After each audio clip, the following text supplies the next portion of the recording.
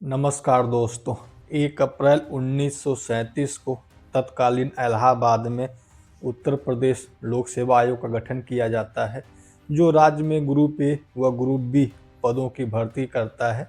लेकिन यह आयोग आजकल कई सारे विवादों से घिरा हुआ है, जैसे कि माइग्रेशन का रूल हो गया, पेपर लीक का मामला हो गया और समय से एग्ज़ाम कंडक्ट न करवाना। हम इन सारे मुद्दों की बात आगे वीडियो में विस्तार से करने वाले हैं, खास तौर पे माइग्रेशन का, इसमें कैसे धांधली की जा रही है हम इसको लास्ट में जाके समझेंगे। इससे पहले हम माइग्रेशन रूल को समझे, हम बात कर लेते हैं उत्तर प्रदेश में जो शिक्षक भर्ती होती है, चाहे हम यूपी टेट की बात करें, चाहे यूपी टीजीटी की बात करें या फिर तो पीजीटी की बात करें। वर्ष 2019 में यूपी टेट का नोटिफिकेशन आता है और एग्ज़ाम 2021 में कराया जाता है। मैं आपको बता दूं कि जो टेट होता है, टीचर एलिजिबिलिटी टेस्ट, सिर्फ एक प्रीलिमिनरी एग्ज़ाम है। इसको क्वालिफाई करने के बाद ऐसा भी नहीं है कि सीधा आपको नौकरी मिल जाती है। इसके बाद आपको सुपर टेट का एग्ज़ाम देना होता है। 2019 से लेके 2025 तक लगभग 6 साल बीत चुके हैं, अभी तक सुपर टेट की वैकेंसी नहीं आई है। और जो उत्तर प्रदेश के शिक्षा मंत्री हैं संदीप सिंह जी, उनका कहना है कि उत्तर प्रदेश में जो टीचर और स्टूडेंट्स का रेशियो है वो बिल्कुल ही बराबर चल रहा है। तो आप पे स्टूडेंट फेडरेशन ऑफ इंडिया की आर्टिकल देखिए, इसमें साफ साफ बताया गया है कि जो उत्तर प्रदेश में प्राइमरी विद्यालय हैं उनमें सेपरेट टॉयलेट्स, साफ सफाई इत्यादि जो आधारभूत आवश्यकताएं होती हैं स्टूडेंट्स की, वो भी प्रोवाइड नहीं कराई जाती हैं, जिसकी वजह से लगभग 65.5 लाख बच्चों ने स्कूल छोड़ दिया, जिनमें तो अधिकतर बच्चियां ही सम्मिलित थी। जब आप एग्ज़ाम ही नहीं कराएंगे, जब आप स्कूल ही बंद कर देंगे, तो स्टूडेंट्स और टीचर का जो रेशियो है वो तो बराबर ही रहने वाला है। उत्तर प्रदेश में मैं आपको बता दूं दोस्तों कि 25,126 स्कूल बंद किए जा चुके हैं। 50,000 का इन्होंने टारगेट रखा है। मैं ये कोई अपने से बना के नहीं कह रहा हूँ, आप ये ऑफिशियल डाटा भी देख सकते हैं और जाके आप ऑनलाइन सर्च भी कर सकते हैं। बात कर लेते हैं यूपी टीजीटी की, जो कक्षा 8 से लेकर कक्षा 10 तक भर्ती होती है, और जो पीजीटी होती है वो 11 से लेकर 12 तक स्टूडेंट्स को पढ़ाने के लिए टीचरों की भर्ती की जाती है। 2022 में 6 जून 2022 को यूपी टीजीटी या पीजीटी का नोटिफिकेशन आता है और एग्ज़ाम आज तक अभी नहीं कराया गया है। बस डेट्स आती हैं, डेट्स चली जाती हैं। हमारे देश में चुनाव टाइम पे होते हैं, चाहे भी कैसी भी परिस्थितियां देश में क्यों न रहें, चाहे कोविड का काल हो, चाहे कोई आपातकालीन स्थिति ही क्यों ना हो, लेकिन हमारे देश में चुनाव टाइम पे हो जाते हैं, एग्ज़ाम टाइम पे नहीं होता है। मैं उन उत्तर प्रदेश के उन अधिकारियों से कहना चाहता हूं कि आप अपने शीश महल से निकल के थोड़ा आप प्रयागराज की गलियों में जाके घूमिए, जहाँ पे बच्चे अपनी एक नौकरी पाने के लिए 5 से 6 साल 10 साल गंवा देते हैं, बस आप लोगों की गलती की वजह से, क्योंकि आप लोग टाइम पे एग्ज़ाम ही नहीं करवा पाते हैं। आप उन स्टूडेंट्स के दर्द को समझिए जाके, जो एक गरीब तबके से आते हैं और एक उम्मीद लेके आते हैं कि हमको एक नौकरी मिल जाएगी तो हम अपने बूढ़े माँ बाप का सहारा बन सकेंगे। आप ज़रा उन लड़कियों के बारे में पूछिए जो अपने घर से लड़ झगड़ के बहुत मुश्किल से आज़ादी मिलती है किसी बड़े शहर में जाके पढ़ने के लिए, और वो अगर उम्र निकल गई तो फिर उनको जो ताने सहने पड़ते हैं अगल बगल से, उसका तो कोई हिसाब ही नहीं है। तो उत्तर प्रदेश में जितने भी अधिकारी हैं शिक्षा से संबंधित, आप अपने कर्तव्यों का निर्वहन अच्छे से क्यों नहीं कर पा रहे हैं? क्या आपको संसाधनों की कमी है? आप बस लापरवाही कर रहे हैं और अपने कर्तव्यों से आप लोग भाग रहे हैं। आप लोग एग्ज़ाम टाइम पे नहीं कराना चाहते हैं। मैं योगी जी से कहना चाहता हूं कि अगर सच में आपको नहीं पता है कि उत्तर प्रदेश में जो एग्ज़ाम की कंडीशन चल रही है, तो आप अपने टीचरों का मीटिंग बुलाइए और उनसे चर्चा कीजिए कि भाई तुमको सैलरी तो टाइम पे मिल जाती है, फिर तुम एग्ज़ाम क्यों नहीं करवा पा रहे हो। मैं आपको बता दूं दोस्तों कि उत्तर प्रदेश में पिछले 7 सालों में 24 परीक्षाएं रद्द हो चुकी हैं। ऐसा कोई भी एग्ज़ाम उत्तर प्रदेश में नहीं होता है जो बिना लीक के दोबारा कंफर्म हो जाए।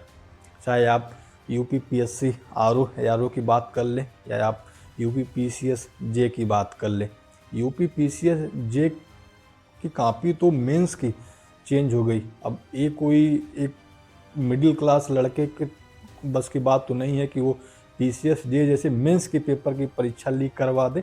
इसके पीछे ज़रूर कोई न कोई पावरफुल आदमी होगा जिसकी वजह से पीसीएस जे का पेपर लीक हो गया। खैर, उसके बाद हम यूपी पुलिस पे आते हैं। 2023 की वैकेंसी होती है और जब पेपर कराया जाता है फरवरी के माह में तो पेपर लीक हो जाता है। क्या आपको पता है कि वह पेपर किस संस्था के द्वारा कराया गया था? एडू टेस्ट के द्वारा। आपको नहीं पता होगा क्योंकि 2017 में बिहार एसएससी का जो एग्ज़ाम हुआ था और जो वहाँ पे पेपर लीक हुआ था उसको कंडक्ट एडू टेस्ट ने ही करवाया था।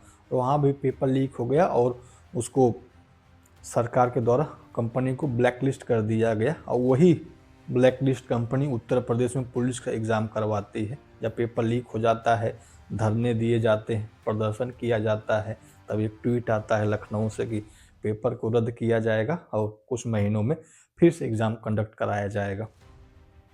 एग्ज़ाम फिर से कंडक्ट होता है लेकिन इस बार किस संस्था के द्वारा कराया जाता है इसका कोई उजागर नहीं किया जाता। खैर, आप उजागर करें या ना करें कोई बात नहीं है, बस एग्ज़ाम टाइम पे और ट्रांसपेरेंसी लेवल से होना चाहिए। एक गरीब तबके का स्टूडेंट जब पढ़ने के लिए जाता है तो उसे कई सारे सपने होते हैं। उसके सपने खुद को तो होते ही हैं, साथ में उसके माँ बाप के भी सपने होते हैं क्योंकि वो बड़ी उम्मीद से अपने बच्चों को किसी बड़े शहर में भेजते हैं पढ़ने के लिए। चाहे आप 68,000 जो टीचर की वैकेंसी क्लियर हुई थी, चाहे आप उसकी बात कर लें, वो भी पेपर में कुछ न कुछ धांधली हुई थी आरक्षण संबंधित।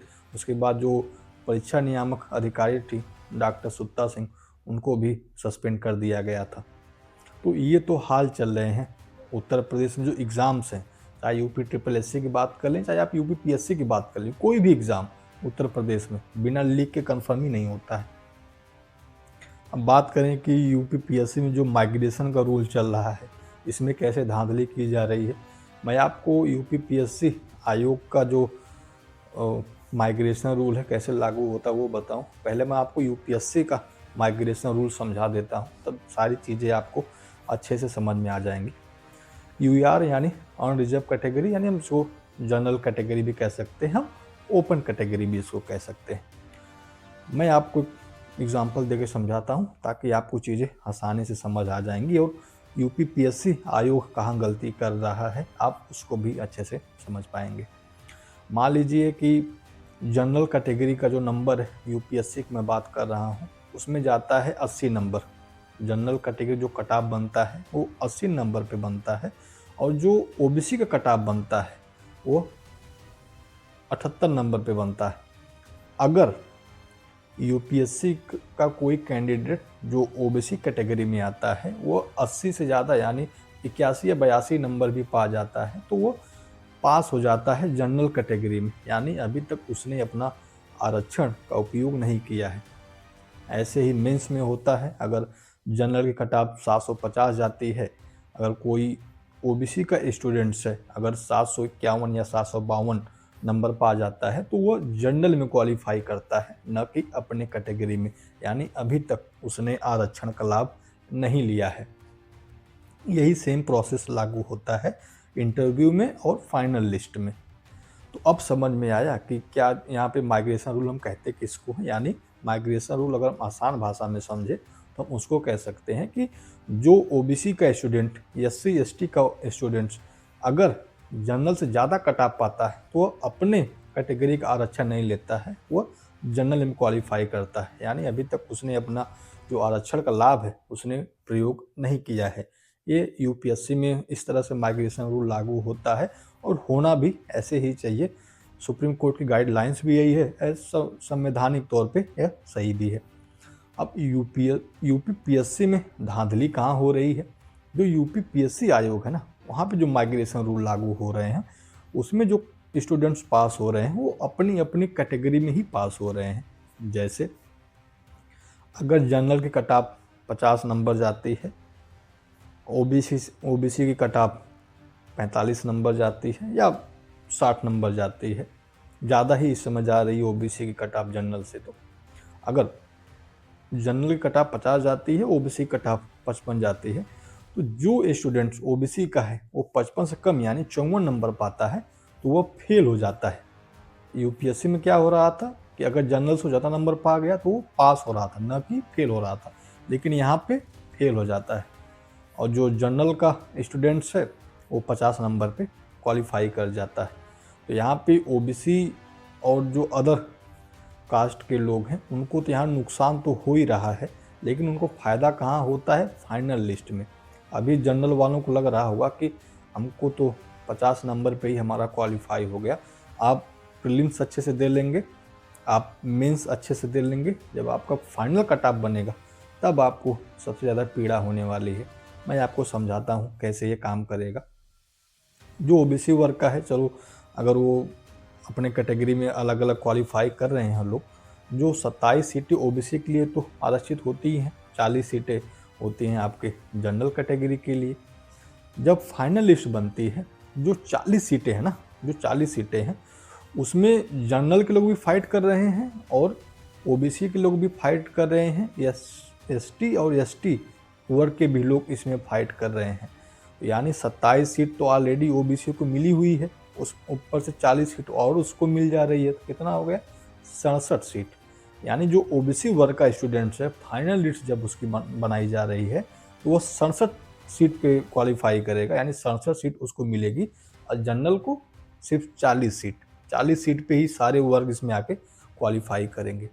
तो प्रीलिम्स और मेंस में तो जो जनरल वाले हैं उनको तो फ़ायदा मिल जा रहा है, लेकिन उनको जाके फाइनल लिस्ट में प्रॉब्लम झेलनी पड़ेगी। वो प्रीलिम्स और मेंस में तो खुश हो जाएंगे, लेकिन जब फाइनल कट आ पाएगा तो जो गैप हो जाएगा नंबर का वो भरना काफ़ी मुश्किल हो जाएगा। तो मैं योगी जी से यही कहना चाहता हूँ कि आप अधिकारियों से बात करिए, उनको बताइए कि एग्ज़ाम कैसे कैसे कराए जा रहे हैं। आपका वेतन तो टाइम पे मिल जाता है, फिर आप एग्ज़ाम क्यों नहीं करा पा रहे हैं। मैं योगी जी से ये भी कहना चाहता हूँ कि आप कुछ ऐसी पॉलिसीज़, ऐसी नीतियाँ लेके आइए जिससे प्राइमरी स्कूल में जो धांधली चल रही है, जो समय पे स्टूडेंट्स को जो चीज़ ज़रूरत होती है वो नहीं मिल पाती हैं, वो मिल सके। अब आप प्राइमरी स्कूल को बंद मत करिए, ये हमारे एजुकेशन की नींव है, क्योंकि हर वर्ग के पास इतना पैसा नहीं होता है कि वो प्राइवेट स्कूल में जाके पढ़ाई कर सके और उतनी महंगी फीस अफोर्ड कर सके। इसीलिए तो प्राइमरी स्कूल बनाया गया था कि गरीब से गरीब तबके का स्टूडेंट्स भी मुख्य धारा में जुड़ सके पढ़ाई के। अगर सच में हम भी सुगुरु बनना चाहते हैं तो हमें अपना एजुकेशन सिस्टम को ठीक करना चाहिए, ना कि हमें प्राइमरी स्कूलों को बंद कर देना चाहिए। उम्मीद करता हूँ कि आपको ये इन्फॉर्मेशन पसंद आई होगी। मिलते हैं आपसे नेक्स्ट वीडियो में, तब तक के लिए जय हिंद।